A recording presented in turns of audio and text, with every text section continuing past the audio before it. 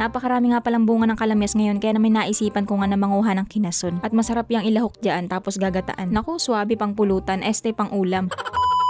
At yun na nga for today's video ay malaki nga na naman pala ngayon ng hibas kaya naman naisipan nga namin ni Yasi na manghibasan. Ay lagi naman. Dapat pala hindi mga katabo di ang tawag ko sa inyo ay kahibas. Nga pala sila mama ay nauna na sa hibasanan tapos si Jamil nga ay nagtatambak ng palaisdaan. Nga pala hanggang ngayon ay hindi pa nga tapos i-repair yung palaisdaan at gawa na niya ng daming butas. At pinapatungan pa nga rin pala yung pilapil at gawa ng mababa. Mangyak-ngyak na yung wallet ko ay hindi pa tapos. So yun na nga mabalik tayo ganyan rin nga pala lagi ang kaganapan namin din sa probinsya kapag may hibas. At lagi nga kami nasa dagat. Lalo na nga kapag panahon ng balatan o yung sea cucumber. Halos sa dagat na kami natira. Pangunguhan ng sea cucumber ang pinakanghanap buhay talaga namin. Pero dahil nga seasonal lang yon kapag ganitong wala pang balatan or sea cucumber, ang pinagkakaabalhan namin dito ay paninisid ng lapo o yung sigapo. Pero si Papa at si Johan lang naman lagi ang naninisid ng lapo. At kami naman nila mama ay busy lang din sa pangunguhan ng pangulam. Pero kapag marami kaming nahuhuling kasag sa panghihibasan ay binebenta rin namin. Sa Johan nga pala ay may dalang serok at nanghuli nga siya nitong mga isda. At nanguha rin siya ng suso na pinanguha ko nung nakaraan. Yanong liit nga lang pala ng mga nakuha niyang isda at ito nga daw iaalagaan niya. At tuwang-tuwa nga si Yasi at hindi masimas pa, yanong cute daw. Saglit nga lang pala si Johan nanguha ng ganitong suso ay marami na agad siya nakuha. Samantalang ako'y 2 araw ko pinanguha. Dito lang pala ang marami. Sabi ko nga pala din sa dalawa ay pakawalan na lang nila yung isda at baka mamatay lang. Marunong din naman kami maawa sa isda kahit papaano. Pero kapag malaki na yan at pwede nang iulam, abay ibang usapan na yun. Pero para po doon sa mga na-high blood na naman sa akin at wala daw akong awa sa mga lamang dagat. Hindi man lang daw ako maawa at dapat daw hindi ko kinukuha, dapat hindi ko hinuhuli at may buhay daw yun. Hala, yan ang bait mo naman. Hindi ko alam kung uso na ang cellphone sa Mars at nakapag-comment yun. Sa comment mong yan ay parang minasama mo na kaming mga mangingisda. Dahil dyan naalala ko tuloy isang content creator na nag-message sa akin. Tumigil nga siya sa paggawa ng mga content dahil nga daw sa mga negative comments na nababasa niya. Na kesyo ganto, ganyan. Naku, kung magpa-apekto kayo sa mga ganyang tao, ay walang mangyayari sa buhay niyo. May mga tao kasi talaga na kulang sa aruga kaya sila ganon. Kung alam mo naman sa sarili mo na wala kang ginagawang masama, ay di go lang. Normal lang naman talaga sa atin na maapektuhan minsan sa comment kasi nga minsan talaga nakakasakit na kahit naman ako talaga napipikon din. Pero dapat hindi yun dahilan para huminto tayo sa ginagawa natin. Pero alam nyo, doon sa mga nagko-comment lagi ng mga negative, na kahit wala namang ginagawa yung tao na masama, ay sana naman ay pigil-pigilan nyo ang inyong sarili. Kung hindi nyo baga gusto ang content niya, ay pwede nyo pong i-scroll. Yan ang dalilaang. Pero kung sa bagay, keyboard nyo naman yan at account nyo yan, hala, go.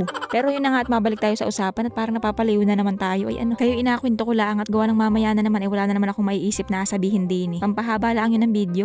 Pero yung mga sinabi ko namang yun ay totoo yun. Pero yun na nga at ako natutuwa nga din sa dalawa kong kasama. Kanina pa silang hanap ng hanap dun sa inasabi kong suso. Hindi nila makita-kita. At ayun nga at sa wakas ay nakita na rin ni Johan. May mga nakikita talaga ako na hindi nakikita ng iba. Napalit yung pinapanguha namin ay susuna kung tawagin din sa amin ay turong-turong. Nabanggit ko na baga kanina? Para hindi pa Turong-turong nga pala ang tawag namin dito pero parang sa ibang barangay isusong dalaga man ang tawag nila. May sarili kasi kaming mundo. Minsan may nagko-comment at nagtatanong sa akin, bakit daw iba yung tawag ko sa mga bagay-bagay? Ay magkaratig bayan laang naman daw kami. Ay awan ko baga din sa aming mga taga Makalilonin Bukod pa nga doon ay may mga salita rin kaming Bisaya at tawag namin sa Bisaya, ganun. Kaya ayun, rambulan na lang. Kaya po pasensya na po kung minsan ay naguguluhan kayo sa akin. Pero wag na po sana niyong i-request pa na Englishin ko para maintindihan niyo at talaga namang ay naku po, ayawan na. Napala may nakita si Johan na balatang uwak kung tawagin din sa amin. Uri siya ng sea cucumber na kung tawagin sa amin ay uwak. Ano daw inulit ko lang? Kinukuha nga rin pala namin ito hindi para iulam kundi lutuin at ibenta. Ibenta. Marami nga palang klase ang sea cucumber at ang presyo nga niyan ay nakadepende pala sa klase nila. At yung ganitong klase nga ay mura lang yan. Pero hindi na nga namin kinuha at nakaipit sa bato. Ang hirap kunin. Tapos may nakita nga pala ko ditong suso na hindi ko alam po ito kinakain baga. Kaya hindi ko na rin kinuha. Tapos may nakita nga pala ko ditong butas na maliit na bumubuga ng tubig. Alam kong shell ito pero hindi ko alam kung anong klase ng shell ito. Ay di hukayin natin ng malaman. Medyo malalim pala ang pagkakabaon niya sa buhangin kaya naman ni kanina pa nga akong hukay na hukay dito hindi ko pa malaang makapa. At yun na nga ganito pala ang laman niya. Kalangyan nga pala ang tawag namin dito. Hindi nga pala lahat ganyan na nakukuha ko sa mga bubuga ng tubig na nakikita ko dito. Minsan ay ganitong klase ng shell na nakikita ko. Bihira nga pala kami mag-ulam ng kinason lalo na nga itong turong-turong at matrabaho kasing gawin yan bago maiulam. Pagkakuha mo kailangan mo muna siyang ibatad sa tubig para matanggal nga yung mga buha-buhangin. Tapos kinabukasan bago mo siya lutuin kailangan mo munang pitiwan o tanggalan baga ng puwetan. Halos lahat naman ng suso kailangan mo nang ibabad bago lutuin para nga walang dumi. Kumbaga hindi siya maiuulam agad pagkakuha. Kaya kadalasan kapag kami nanghihibasan itong bangkada ng pinapanguha namin at pagkakuha ay pwede mo na agad siyang lutuin. O kaya naman minsan ay itong kasag kapag nakakuha kami ng kasag kaso bihira lang kami makakuha ng kasag. Pero kapag si mama nga nanghihibasan ay lagi siya nakakakuha ng kasag. Ako talaga hindi makakuha ng ng ganyan kapag umaga. Hindi ko talaga sila makita sa buhangin. Maliban na lang kung nakalabas sila. So bali ito na nga pala yung mga nakuha ni mama. May nakuha rin siyang isang tagutungan tapos isang balatan na hanginan. May nakuha nga pala si Johan na ganitong klase ng suso. Wala naman siya laman pero kinuha namin at maganda nga itong pang display. May nakita nga rin pala ko ditong talabang kuya kung tawagin din ni sa amin na nakadikit sa bato.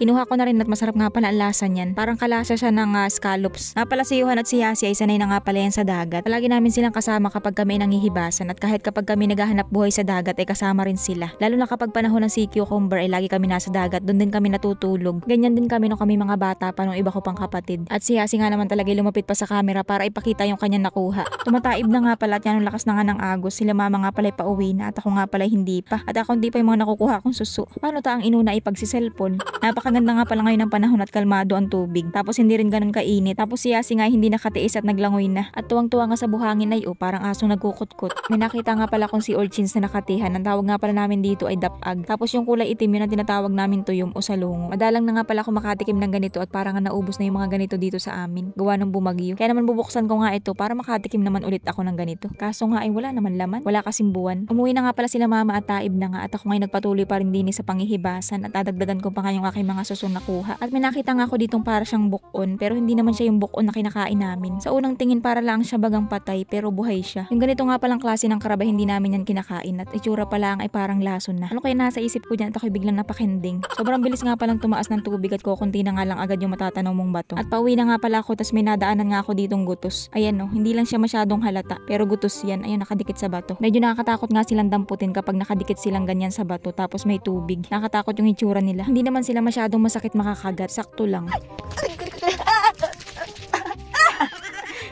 So yun na nga dito lang pala yung mga nakuha ko at pauwi na nga ako. Kinabukasan nga pala ilulutuin ko na at ito na nga pala yung mga nakuha ko kahapon. Inilagay ko lang siya din sa buhayan para nga matabag. At bago ko nga pala pitiwan o tanggalan ng puwetan ay hinughug ko muna din sa sirok o kinalog-kalog para matanggal yung mga lumot-lumot na nakakapit doon sa shell. Kaso nga lang ay pati naman yung suso ay nagtalsikan at butas pala ring sirok. Sa pagtanggal nga pala ng puwetan nito ay dapat ay patalikod yung itak. Huwag mong atalimin at kawawa ang itak. Mabibingaw. Ang the best nga palang luto sa mga kinason ay ginataan. Lalo na nga sa ganyang turong-turong. At masarap nga yan kapag aasiman. Kaya naman ay mangunguha nga ako ng kalamyas din sa kaingin. Nga pala may nagtatanong sa akin, bakit daw ako ganyan rin maglakad? Ikaw, tatanungin kita, bakit ganyan ka rin maglakad? Ang mga ganyang bagay po ay dapat hindi na inatanong yan at gawa ng mga tao naman ay may mga kanya-kanyang lakad yan. Merong buka ka maglakad, merong piki, merong paiswad. At yung lakad kong yan ay normal yan sa akin. Ayoko naman magpanggap na pasiksi maglakad. Ay makuha ka laang naman ng kalamyas. So yun na nga, nagtanong laang naman tabo, di ikaw naman, mamaya masamain na naman nila yung mga biro mo. So yun na nga, tama na yung usapang lakad. Shoutout muna kay Geneva na dati kong katrabaho sa security. Kay Ate Ana Nunez na nasa Rogis Food House, Valenzuela. Ariel Abuan, Jepong, Laika Daguplo, Daisy Rhea Garcia, kay Lulu Gadoy at Kuya Umnik. Pinapabati po kayo ni Kuya Ronnie Nunez, Christian De La Cruz, Junes Menes, Arcel Ace Mendoza, Hel Reyes, Bieni, at kay Rudsky Pineda. Nga pala may dalawang bata akong kasama din sa kubo. Si Yasi at itong ang isa ay si Kate, pinsan namin. Tuwang-tuwa sila din sa aking kubo at yan ang ganda daw ng aking bahay-bahayan. Presko nga pala dito sa aking kubo kaya naman dito nga ako lagi natutulog kapag tanghali. Kapag dito nga ako nagluto at kahit mahaba pa yung oras ko, pwede pa ako mag-voice over. Hindi na at ako inatamad na, bukas na. At ang sarap humilata dito. So yun na nga at luto ng ating pampulutan, pang ulam. Tamang-tama nga pala ito at wala kaming ulam ngayong hapunan. Panghapunan na. Basta yun. Nakakain nga lang pala namin ng kanin at busog pa nga kami at alas 3 na rin naman kasi ngayon. Kaya naman ay papapakinalaang namin yung iba. At nagustuhan nga pala ni Kate at kumain din siya. Si Yasi naman ay maarte talaga yan sa pagkain. Mapili siya.